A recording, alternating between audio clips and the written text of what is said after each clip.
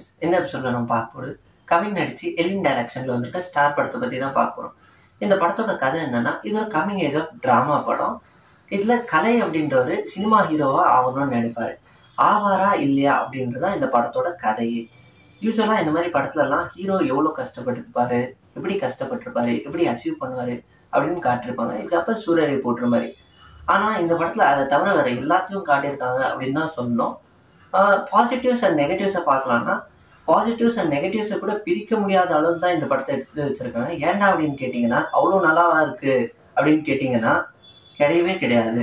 இந்த படத்தோட மெயின் கல்பிரேட்டே வந்து எடிட்டர் அப்படின்னு தான் சொல்லணும். எடிட்டர் வந்து படத்தில் இருக்கிற நல்ல சீன்ஸு, நல்ல டைலாக்ஸ் எல்லாம் எடுத்து ட்ரைலர் கட்டில் போட்டு விட்டாரு. அப்போ இருக்கிற ஹைப்புக்கு போய் பார்த்தா படத்தில் ஒன்றுமே இல்லை அப்படின்னு தான் சொல்ல முடியும்.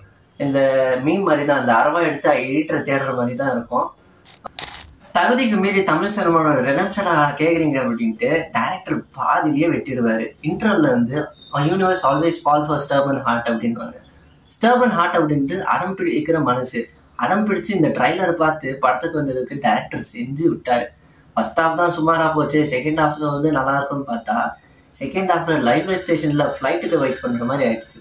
இந்த படத்தில் காமெடி இருக்குன்னா பூரா படமும் காமெடியாக தான் இருக்குது. வெறும் டார்க் காமெடியாக இருக்குது. இந்த படத்தோட பாசிட்டிவ்ஸ் அண்ட் நெகட்டிவ்ஸ் பற்றி பார்க்கலாம். பாசிட்டிவ்ஸ் இருந்தாலே பெர்ஃபார்மன்ஸ் தான். கவினோட பெர்ஃபார்மன்ஸ் வந்து ரொம்பவே நல்லா இருந்துச்சு அப்படின்னு தான் சொல்லணும்.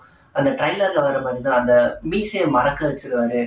எவ்வளோதான் படம் எவ்வளோ மொக்கையாக இருந்தாலுமே கவினோட பெர்ஃபார்மன்ஸ் வந்து அது வந்து ஓவர் ஷேடோ பண்ணிடுச்சு அப்படின்னு தான் சொன்னோம். அவர் வந்து டெக்னிக்கலாக வந்து ரொம்ப ஸ்ட்ராங்காக இருந்துச்சு. சினிமோட்டோகிராஃபி ஆகட்டும், பேக்ரவுண்ட் மியூசிக் ஆகட்டும், இதெல்லாம் நல்லா இருந்துச்சு. அண்ட் நெகட்டிவ்ஸ் வந்து பார்த்தோம்னா, டெக்னிக்கலாக எவ்வளோவே ஸ்ட்ராங்காக இருந்தாலுமே படத்தில் வந்து story line and screen play வந்து நல்லா இல்லைன்னா படம் நல்லாவே இருக்காது. ஐ மீன் அது ஒரு பெரிய நெகட்டிவாக தான் இருக்கும் அப்படின்னு தான் சொல்லணும். அண்ட் இவனோட மியூசிக்கு கம்பேக் அப்படின்னு கேட்டிங்கன்னா இல்லை, வெறும் புல் பேக்காக தான் இருக்குது. பழைய பாட்டு போட்டிருந்தாரு. ஐ மீன் மியூசிக்கெல்லாம் ஓரளவுக்கு தான் இருந்துச்சு. சாங்ஸும் கேட்குற மாதிரி இல்லை. அங்கங்கே பேக்ரவுண்ட் ஸ்கோர் வந்து நல்லா போட்டிருந்தாங்க அப்படின்னு தான் சொல்லணும். அண்டு பர்ஃபார்மன்ஸ் வைஸ் வந்து கவின் வந்து ரொம்பவே நல்லா பண்ணியிருந்தாங்க. அண்டு லால் அவங்க ரெண்டு பேரோட கான்வர்சேஷன் ஆகட்டும், அவங்க ரெண்டு பேரும் வந்து சீன் ஆகட்டும் ரொம்பவே நல்லா இருந்துச்சு அப்படின்னு சொன்னோம். அண்ட் அவங்க அம்மாவாக நடிச்சிருந்த கேரக்டரும் அவ்வளோதான். யூஸ்வலாக நேச்சுரலாகவே இருந்துச்சு. ஐ மீன் ஒரிஜினலாக வீட்டில் நம்ம எப்படி ரியாக்ட் பண்ணுவாங்களோ அதே மாதிரி தான் இருந்துச்சு.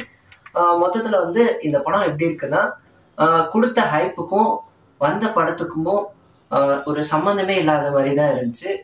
இந்த படம் யாருக்கு நல்லா இருக்குமோ நல்லா இருக்காதோ தெரில. ஆனால் மீமர்ஸ் மட்டும் ஒரு 10-15 கண்டென்ட்டாக தான் இருக்கும். ஏதோ மீம்ஸ்க்கு வர மாதிரி லிட்ரலி மீர் கேரக்டராக தான் இருக்குது படம் எல்லாமே. ஸோ இது வந்து ஒரு மிட் ஆவரேஜ் லெவலான படம் தான் அப்படின்னு தான் சொல்லணும். இதே மாதிரி ரிவ்யூஸ் பார்க்க சாபுத்ரி டாக்கீஸ் சேனலை லைக், ஷேர், சப்ஸ்கிரைப் பண்ணுங்க.